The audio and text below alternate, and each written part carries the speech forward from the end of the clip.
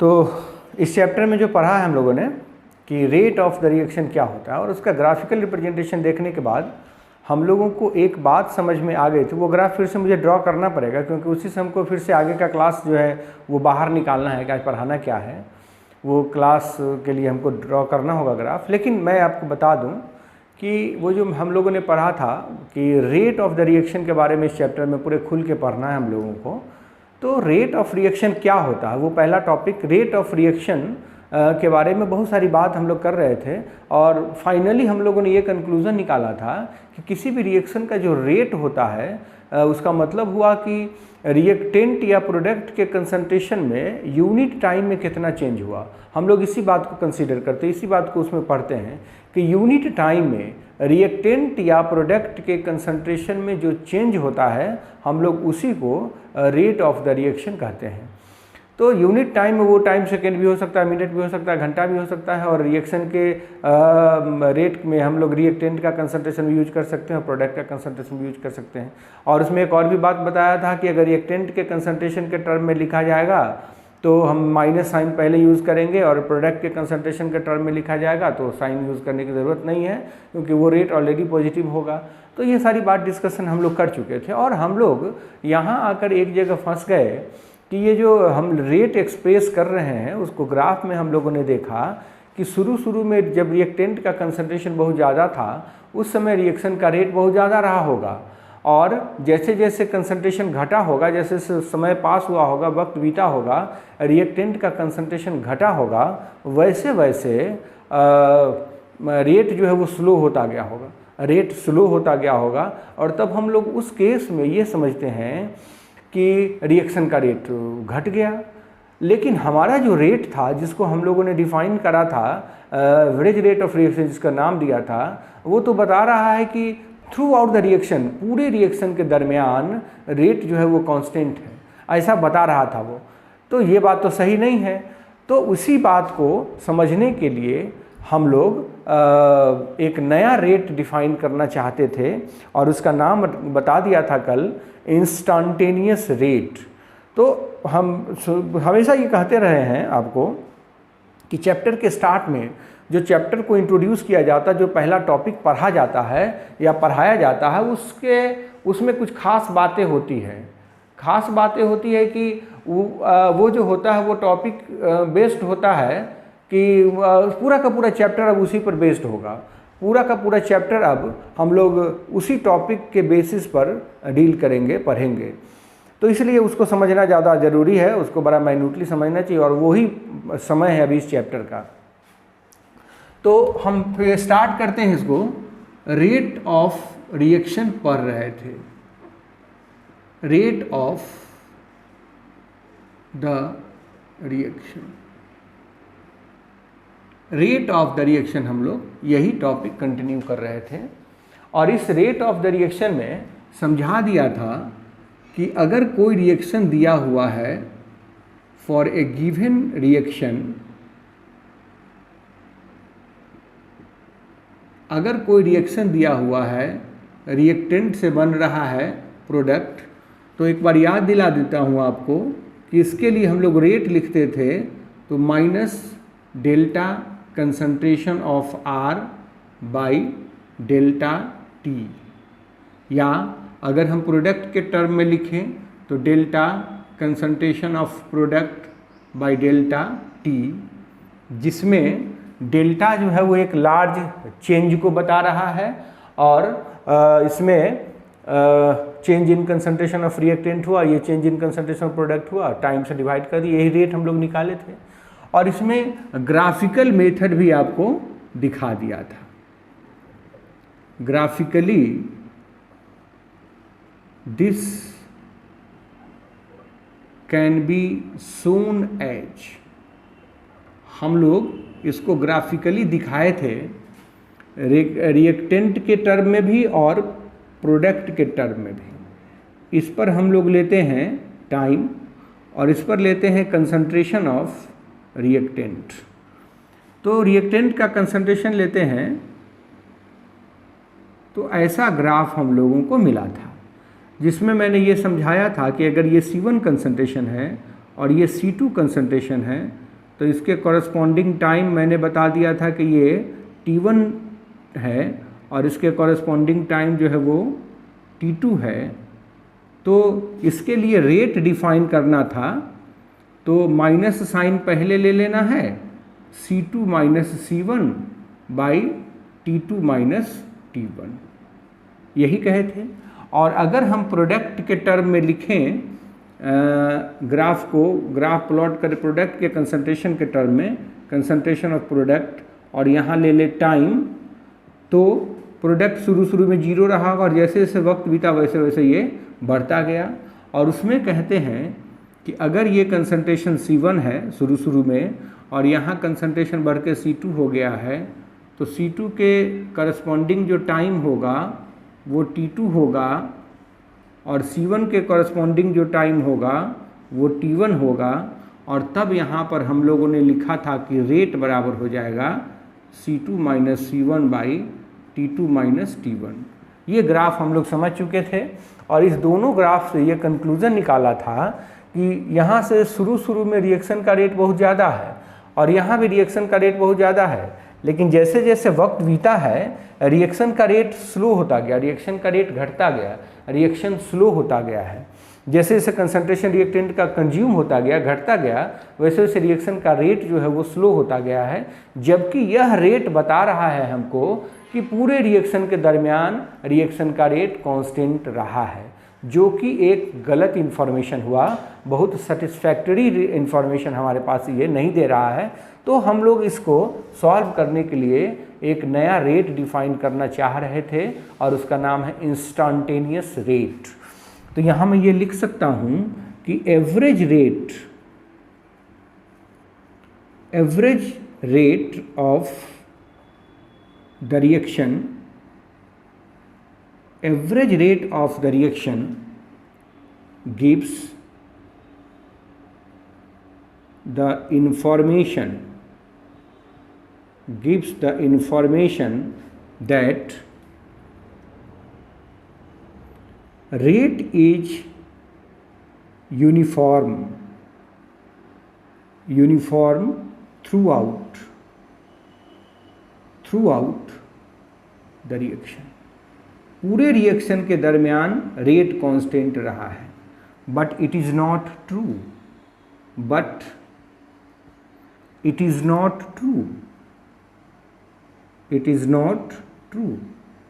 तो अगर ये सही नहीं है तो इसका मतलब हुआ कि हमको जो इन्फॉर्मेशन मिल रहा है वो सही इन्फॉर्मेशन नहीं मिल रहा है।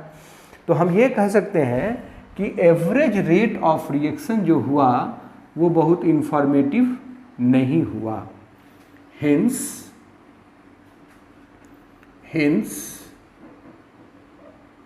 average rate of reaction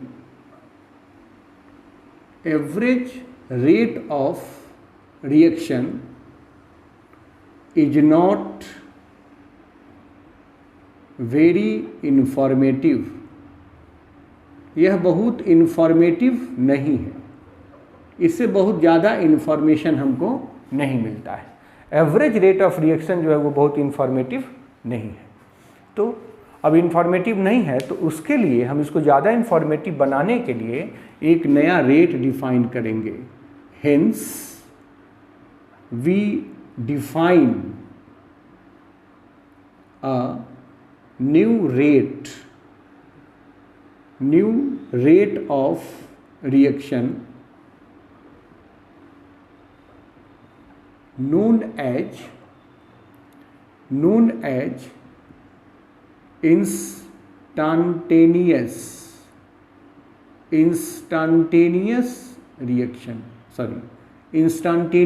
rate of reaction। हम लोग एक instantaneous rate of reaction define करेंगे। एक नया रेट हम डिफाइन करेंगे जो एवरेज रेट ऑफ रिएक्शन से ज़्यादा उम्दा होगा, वो ज़्यादा इन्फॉर्मेटिव होगा, वो हमको ज़्यादा इन्फॉर्मेशन देगा। तो इंस्टेंटेनियस रेट को सबसे पहले मैं ये लिख दूँ instantaneous rate of reaction gives the rate of reaction at certain point during the reaction। पूरे रिएक्शन के किसी खास पॉइंट पे हम अगर चाहें तो इस पॉइंट पर रेट पता कर सकते हैं, इस पॉइंट पर रेट पता कर सकते हैं, कहीं भी रेट पता कर सकते हैं। And it is denoted by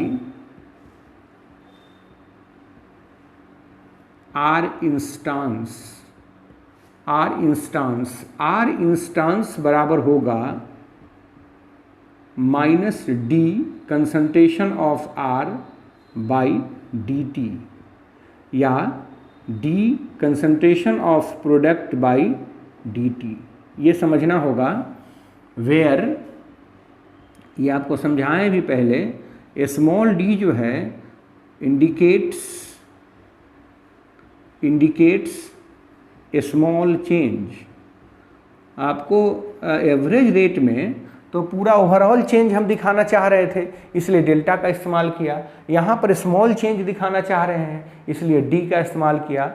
D represent करता है इनफाइनाइटेसिमली स्मॉल चेंज को, तो हम यहाँ पर इनफाइनाइटेसिमली स्मॉल चेंज के लिए इस्तेमाल कर रहे हैं इंस्टेंटेनियस रेट ऑफ रिएक्शन। तो ये जो इंस्टेंटेनियस रेट ऑफ रिएक्शन है, it can be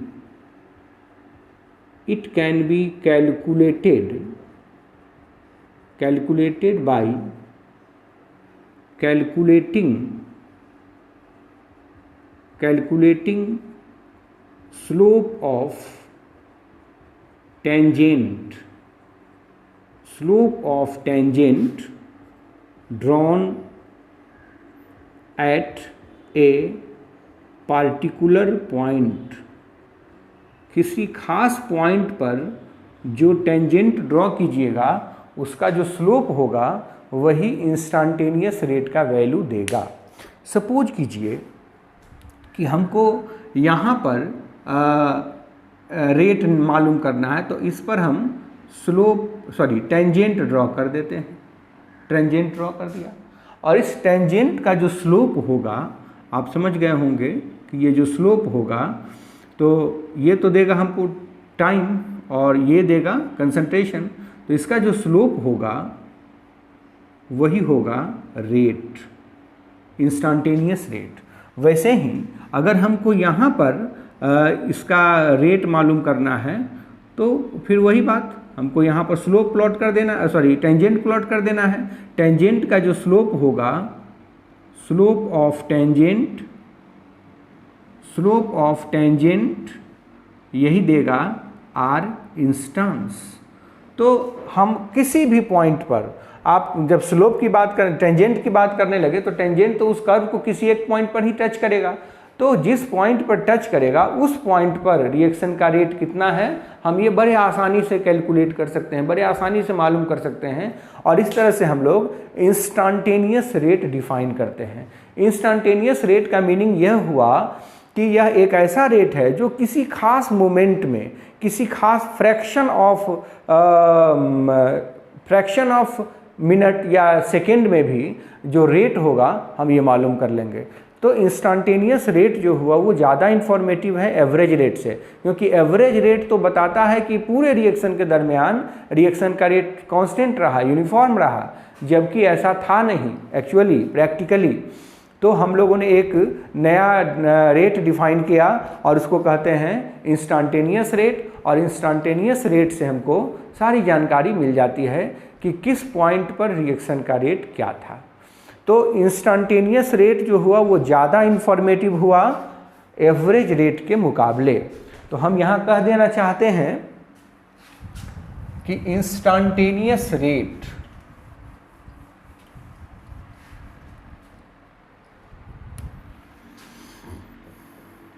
instantaneous rate of reaction is more informative than average rate of the reaction। Average rate से ज़्यादा इंफॉर्मेटिव होता है इंस्टेंटेनियस रेट। और इंस्टेंटेनियस रेट हम कैसे निकालेंगे, मैंने आपको समझा दिया।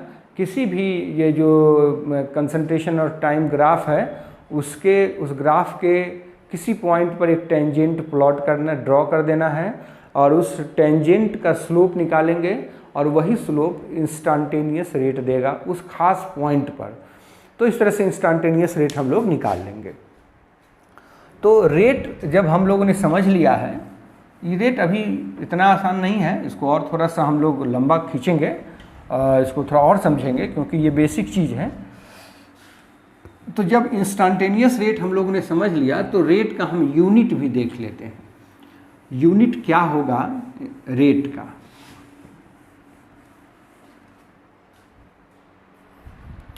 Unit of rate of reaction,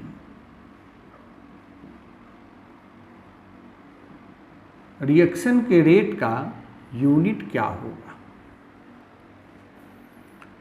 तो हम लोगों ने पढ़ा है कि रेट बराबर change in concentration.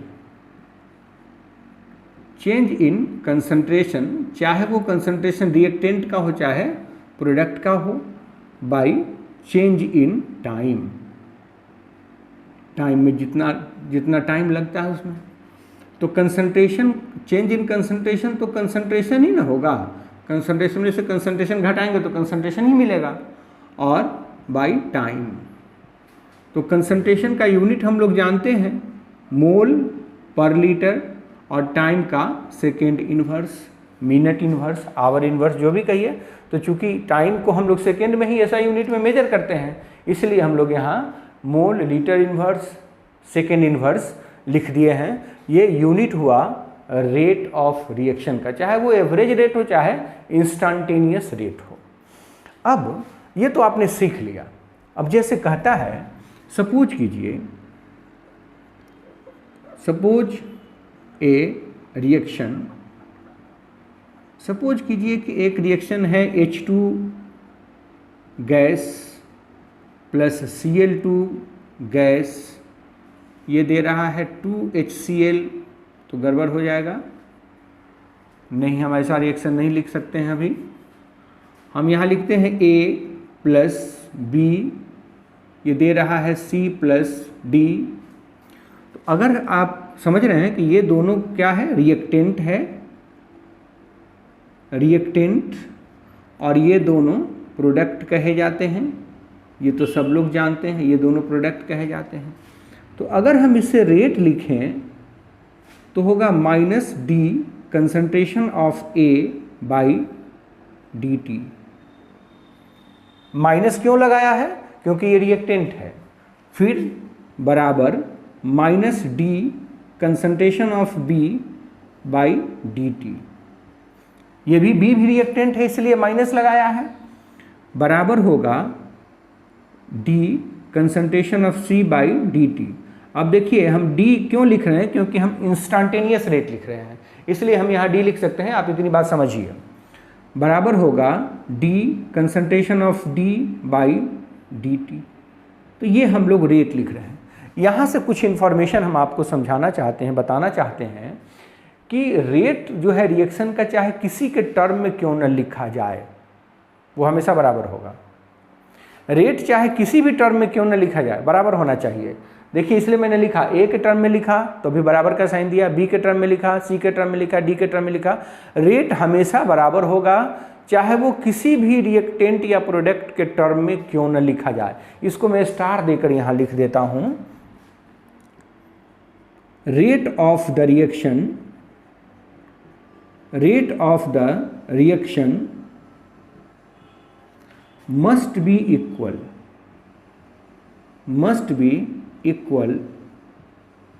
no matter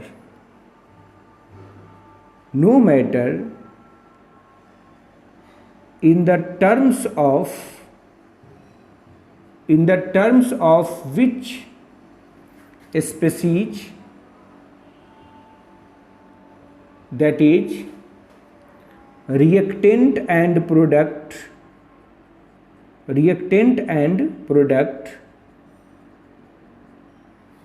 it is expressed, चाहे वो किसी के टर्म में लिखा जाए लेकिन वो हमेशा बराबर होगा। इससे हमको कोई मतलब नहीं है कि वो किसके टर्म में लिखा गया है। तो इतनी बात हमेशा ध्यान में रहनी चाहिए कि रेट जो होगा वो हमेशा सेम होगा, चाहे वो किसी के टर्म में क्यों न लिखा गया हो। अब जब रेट हमने लिख दिया है इसका, तो बात करते हैं एक ऐसे रिएक्शन के रेट के लिए, rate of reaction in which stoichiometric coefficients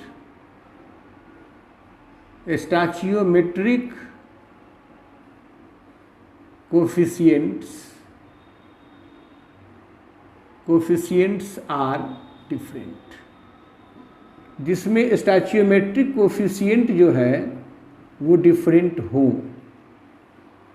हम वैसे रिएक्शन के रेट की बात करना चाहते हैं, कैसे लिखेंगे। तो यहाँ बहुत सारी बातें आपको कंसेप्ट बनेगा, ध्यान से इसको समझिए। सपोज करो ए reaction A plus 2B, this will gives 3C।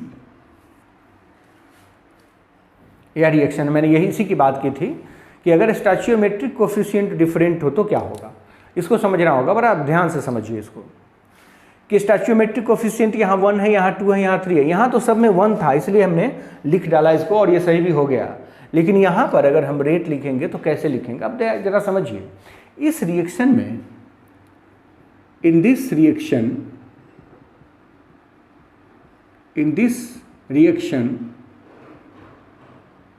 the reactant molecules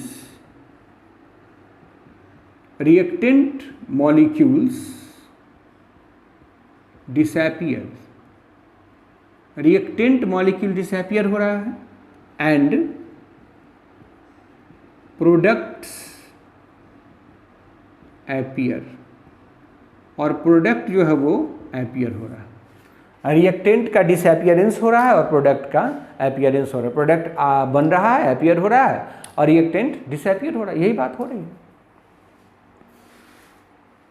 तो कहता है कि रेट ऑफ डिसअपियरेंस, ध्यान से समझना है इसको, rate of disappearance of A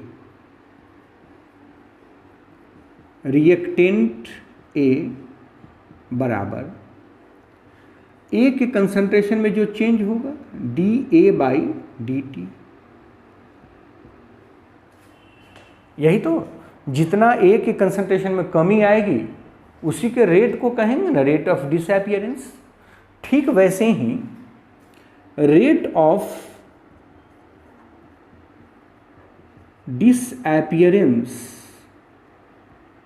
disappearance of reactant B बराबर D कंसंट्रेशन ऑफ B/dt। देखिए यहाँ पर माइनस मैं नहीं लिख रहा हूँ क्योंकि मैंने पहले ही लिख दिया है डिसअपियरेंस, मतलब डिसअपियर हो रहा है तो घट रहा है, तो माइनस लिखने की ज़रूरत नहीं है। Rate of appearance, rate of appearance of the product c के अपीयरेंस का rate d concentration of c by d t. ये अपीयरेंस कहा तो पॉजिटिव है और डिसअपीयरेंस कहा तो नेगेटिव है। ठीक है, इतनी बात समझ लिया। अब इसके स्टैच्यूमेट्रिक कोफिशिएंट को देखकर हम क्या इंफॉर्मेशन कलेक्ट कर सकते हैं, यही इंफॉर्मेशन बड़ा इंपॉर्टेंट है, जरा समझिए इसको। हम इंफॉर्मेशन क्या कलेक्ट कर सकते हैं कि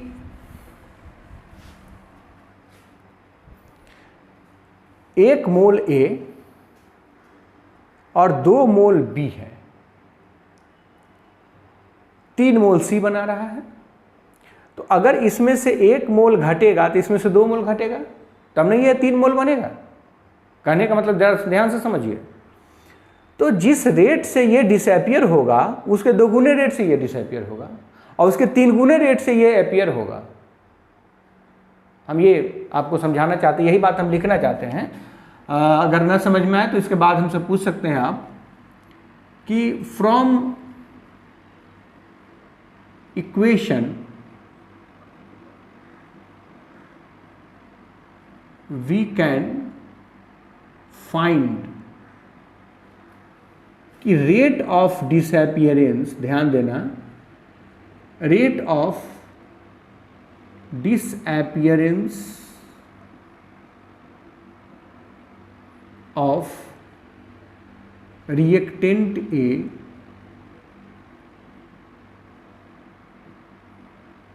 ए जो हुआ बराबर rate of disappearance of reactant b बराबर है क्या? नहीं है। बी के डिसअपियरेंस का रेट जो है वो ए के डिसअपियरेंस के रेट का 2 गुना है। तो यहां हम 2 से मल्टीप्लाई करेंगे। देखिए, तो ऐसा मैं कह सकता हूं क्या? ऐसा इसलिए कहा क्योंकि यहाँ जो हमारे पास इक्वेशन है, केमिकल इक्वेशन, वहाँ स्टैच्यूमेट्रिक रिलेशनशिप ऐसा है कि 1 मोल ए टूट रहा है तो 2 मोल बी टूट रहा है। मतलब ए जिस रेट से टूटेगा बी उसके 2 गुने रेट से टूटेगा, है ना। मतलब बी जिस रेट से टूटेगा ए उसके आधे रेट से टूटेगा। तो हमने यहाँ यही किया कि 2 गुने rate of disappearance of a is equal to rate of disappearance of b. यही तो हम कहना चाहते हैं। तो कहता है कि अगर if we express the rate of reaction then, तो रेट अगर आप लिखना चाहते हो तो ध्यान दो, minus d concentration of a by d t, ये तो करेंगे, लेकिन क्या वह minus d concentration of b by d t के बराबर होगा? क्या वो उसके बराबर होगा? नहीं होगा। बी उसके 2 गुना रेट से टूट रहा है। इसका मतलब इसमें हमको 2 से भाग देना पड़ेगा। देख लीजिए 1/2, इसको हमको 2 से भाग देना पड़ेगा, तब जाके ये दोनों बराबर हो। क्योंकि मैंने पहले लिख दिया, इससे पहले वाले में लिखा था मैंने कि रेट हमेशा एकदम बराबर होना चाहिए, चाहे किसी के टर्म में लिखिए। तो यहाँ बराबर करने के लिए क्या करना होगा? इसके डिसअपियरेंस के रेट को आधा कर देंगे तभी ना बराबर होगा। तो बराबर हुआ, आधा कर दिया। ठीक वैसे ही similarly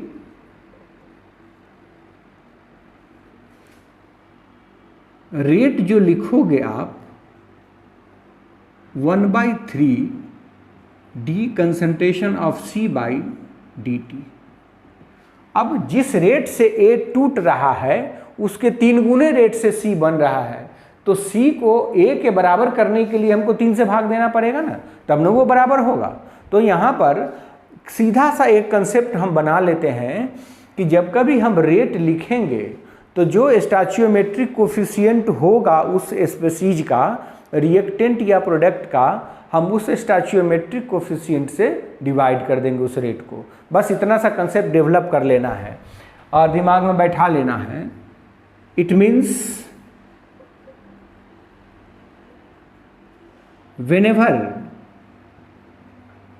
whenever the rate of reaction for such chemical reactions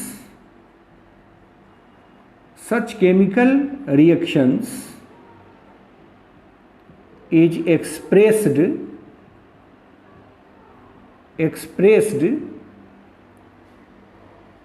we must divide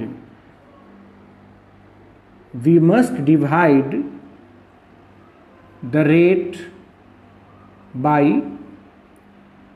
their respective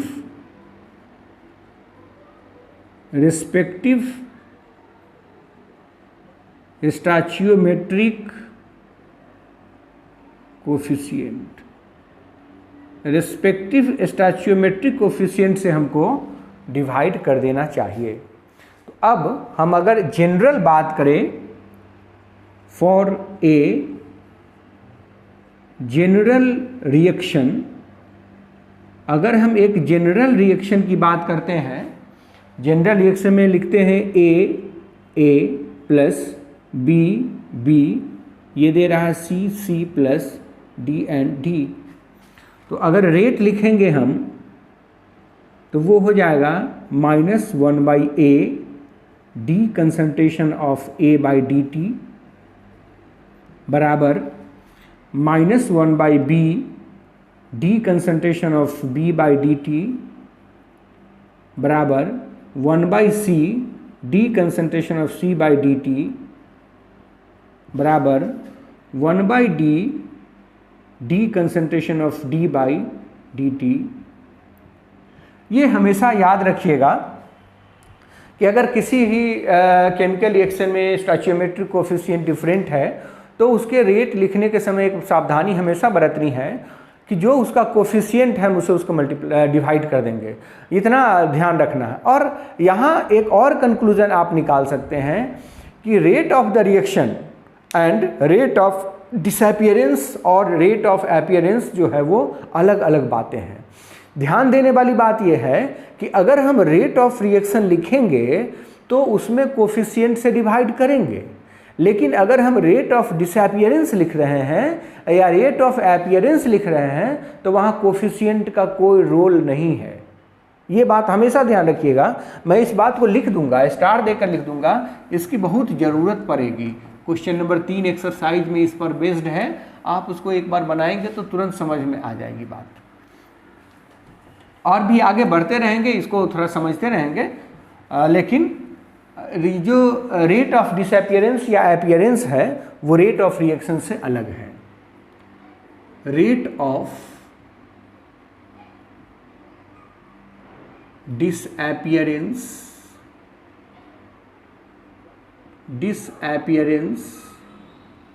और rate of appearance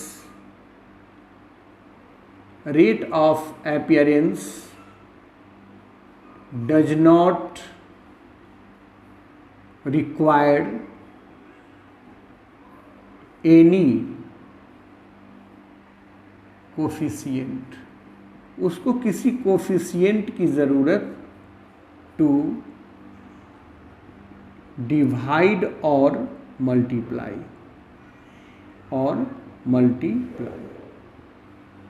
but rate of the reaction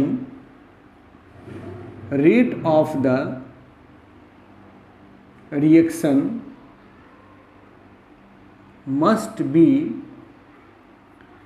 divided by the coefficient। Rate of the reaction को coefficient से निश्चित रूप से divide करना चाहिए, ये हमेशा ध्यान में रखना होगा। एक एग्जाम्पल से हम इसको क्लैरिफाई करेंगे। सपोज ए रिएक्शन। हम एक एग्जाम्पल ले रहे हैं, एक रिएक्शन की बात करते हैं, Br minus 5Br minus plus BrO3 minus plus 6H plus, ये दे रहा है 3Br2 प्लस 3H2। हम इसमें थोड़ा सा एक्सरसाइज करते हैं और आपका कंसेप्ट क्लियर हो जाए। रेट ऑफ रिएक्शन अगर लिखोगे तो रेट बराबर हो जाएगा -1/5 D concentration of Br minus by dt बराबर minus d concentration of BrO3 minus by dt बराबर -1/6 D concentration of H plus by dt बराबर 1/3 d concentration of Br2 by dt बराबर 1/3 d concentration of H2O by dt। यही होगा rate of the reaction. लेकिन अगर हम कहें rate of disappearance of Br minus, rate of disappearance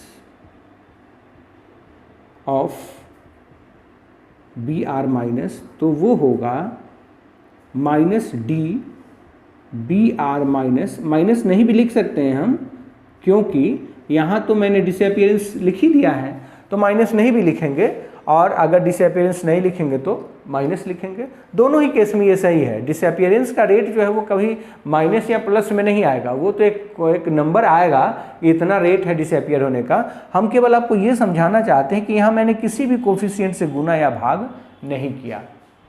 तो ये फ़र्क होता है रेट ऑफ रिएक्शन और रेट ऑफ डिसअपियरेंस या अपीयरेंस में। तो इस बात को एकदम से गांठ बांध देना है कि rate of reaction rate of appearance और डिसअपियरेंस से थोड़ा सा वैरी करता है, और वो कब, जब कोफिशिएंट स्टैच्यूमेट्रिक कोफिशिएंट डिफरेंट होगा तब। अगर स्टैच्यूमेट्रिक कोफिशिएंट 1 है, यूनिट है, तब तो कोई दिक्कत नहीं है, तब तो वही होगा जो रेट ऑफ रिएक्शन होगा, वही रेट ऑफ डिसअपियरेंस भी होगा, रेट ऑफ अपीयरेंस भी होगा, उसमें कोई डाउट नहीं है, वो तब वही होगा। तो ये मैंने आपको समझाया है कि रेट ऑफ रिएक्शन हम लोग कैसे लिख सकते हैं। अब बात आती है कि मैंने जो शुरू में पढ़ाया आपको कि factors affecting the rate of reaction, उसमें पढ़ाया था कि कंसंट्रेशन पे डिपेंड करता है। तो इस चैप्टर में अब हम लोग इंटर करेंगे। यहाँ तक तो बेसिक कंसेप्ट था, अब इस चैप्टर में हम लोग इंटर करेंगे। इंटर कैसे करेंगे ये देखिए, और आपको बता दें कि इसका 90% पोर्शन जो है वो एक्सपेरिमेंटल फैक्ट पर आधारित है, और वो एक्सपेरिमेंटल फैक्ट जो है, इस एक्सपेरिमेंटल फैक्ट पर आधारित है, इसका मतलब है कि बहुत सारी बातें हैं जो याद रखनी पड़ेगी।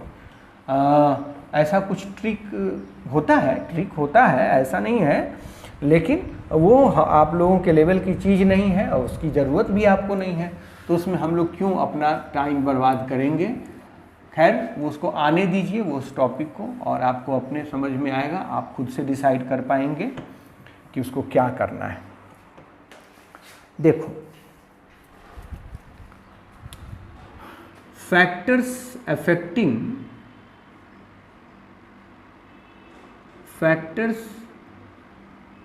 अफेक्टिंग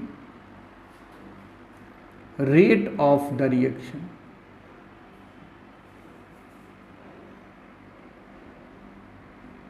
ये शुरू में ही जब चैप्टर शुरू किए थे उस दिन हम थोड़ा सा आपको समझाए थे कि बहुत सारे फैक्टर्स होते हैं, बहुत सारे ऐसे फैक्टर्स हैं जिस पर रेट डिपेंड करता है।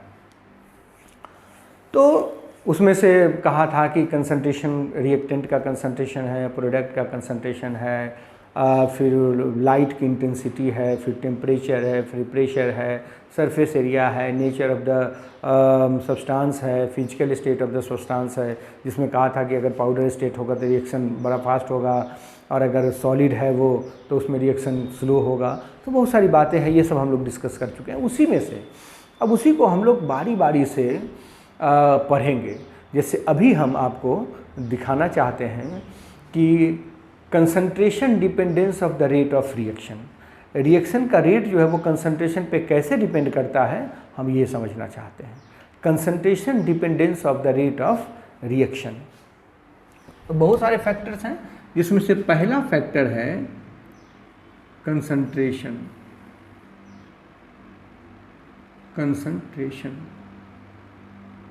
Of reactant. Concentration of reactant,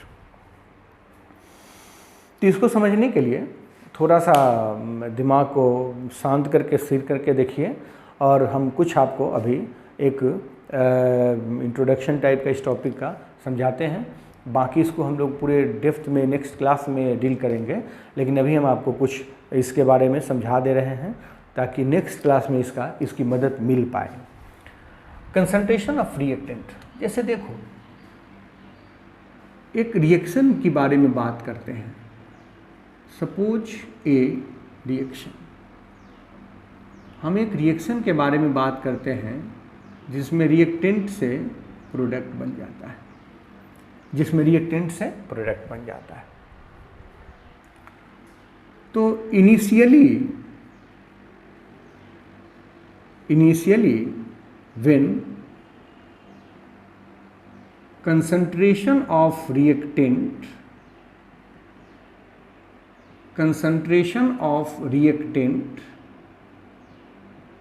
is very high। आप समझ रहे हैं, शुरू में कंसंट्रेशन रिएक्टेंट का बहुत ज़्यादा होगा, rate of the reaction is fast, reaction का रेट भी फास्ट होगा। जैसे जैसे समय बीतेगा और रिएक्टेंट का कंसंट्रेशन घटता जाएगा, जैसे जैसे वक्त बीतेगा रिएक्टेंट का कंसंट्रेशन घटता जाएगा, तो रिएक्शन का रेट भी स्लो होता जाएगा। As time passes the concentration of reactant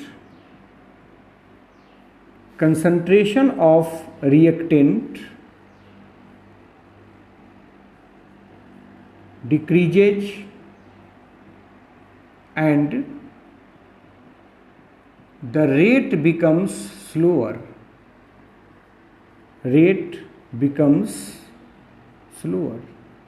reaction का रेट जो है वो धीरे धीरे स्लो होने लगेगा।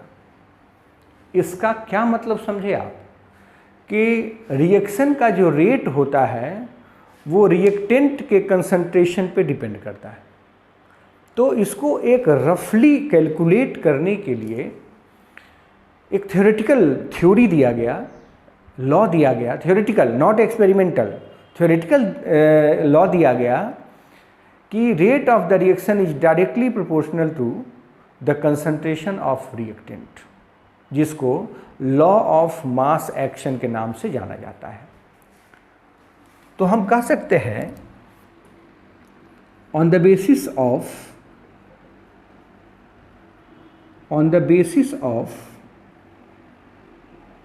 above observations we can say that, कह सकते हैं कि rate of the reaction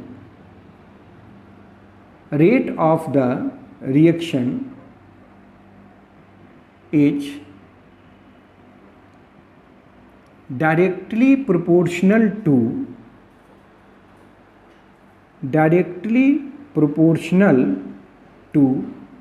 the concentration of reactant। यही हुआ एक स्टेटमेंट, एक जनरलाइजेशन, एक जनरल बात हमने उसमें से निकाला कि किसी भी रिएक्शन का जो रेट है वो रिएक्टेंट के कंसंट्रेशन के डायरेक्टली प्रोपोर्शनल होता है। मैंने एक कंक्लूजन निकाला। तो इसी को कहते हैं, this is known as law of mass action. Mass action which is based on, मैं बार बार कह रहा हूँ, which is based on theoretical observations. ये कोई एक्सपेरिमेंटल फैक्ट पर आधारित नहीं है, ये थ्योरेटिकल ऑब्जर्वेशन पे आधारित है। तो हम यहाँ लिख सकते हैं कि rate of the reaction will be directly proportional to concentration of reactant R। यहाँ रिएक्टेंट R है। तो अब अगर हम इसको इक्वेशन 1 माने और यहाँ से प्रोपोर्शनलिटी के साइन को हटाना चाहें, तो रेट जो होगा वो हो जाएगा एक constant into concentration of R, where this R is, this K is proportionality constant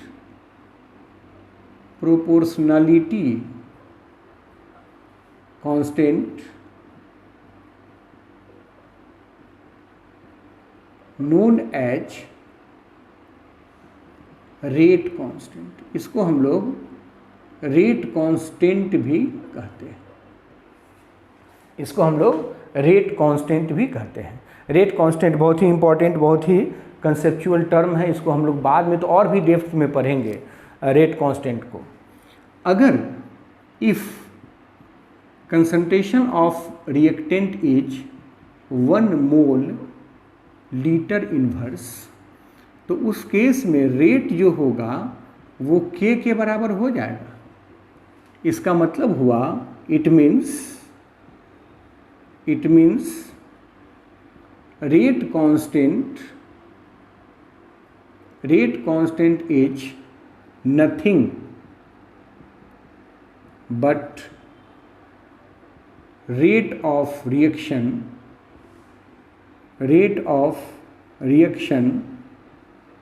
when concentration of all the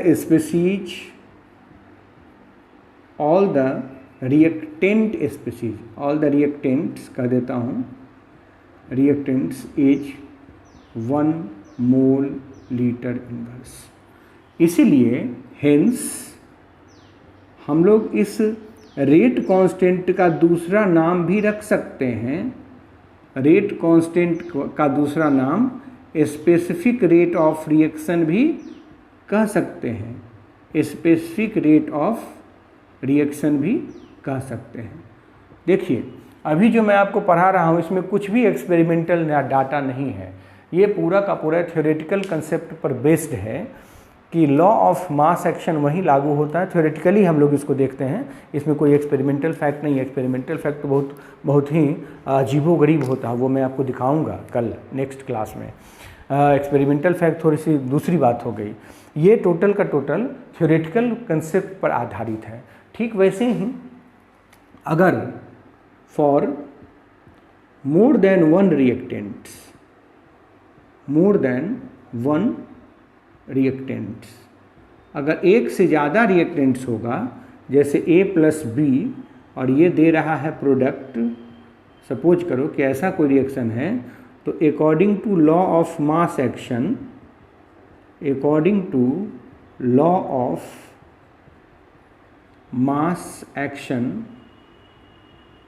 जो रेट लिखोगे, रेट ये हो जाएगा K into concentration of A into concentration of B। यहाँ कहता है कि rate of the reaction is directly proportional to the product of concentration of reactant. तो इसका स्टेटमेंट हो गया कि rate is directly proportional to product of concentration of reactants. अगर एक से ज़्यादा रिएक्टेंट है तो यहाँ एक और भी पॉसिबिलिटी है कि अगर रिएक्टेंट का कोफिशिएंट एक से अलग हो, एक ना हो, तो क्या होगा। तो बहुत सारी पॉसिबिलिटीज़ हैं। इन सारी पॉसिबिलिटीज़ को हम पहले थियोरेटिकल आपको लॉ ऑफ मास एक्शन के बेसिस पर समझा देंगे, फिर हम एक्सपेरिमेंटल फैक्ट में इंटर करेंगे और वहाँ कंपेयर करके देखेंगे कि ये जो थियोरेटिकल फैक्ट है वो एक्सपेरिमेंटल फैक्ट से कैसे वेरी करता है। तो अभी आपके दिमाग में केवल इतना एक बेसिक आइडिया हो जाना चाहिए कि थियोरेटिकल कंसेप्ट और एक्सपेरिमेंटल कंसेप्ट दोनों पढ़ना है और दोनों में क्या फ़र्क है ये हम पढ़ने के बाद पता कर पाएंगे। तो नेक्स्ट क्लास में हम आपको थियोरेटिकल से एक्सपेरिमेंटल कंसेप्ट की तरफ ले चलेंगे।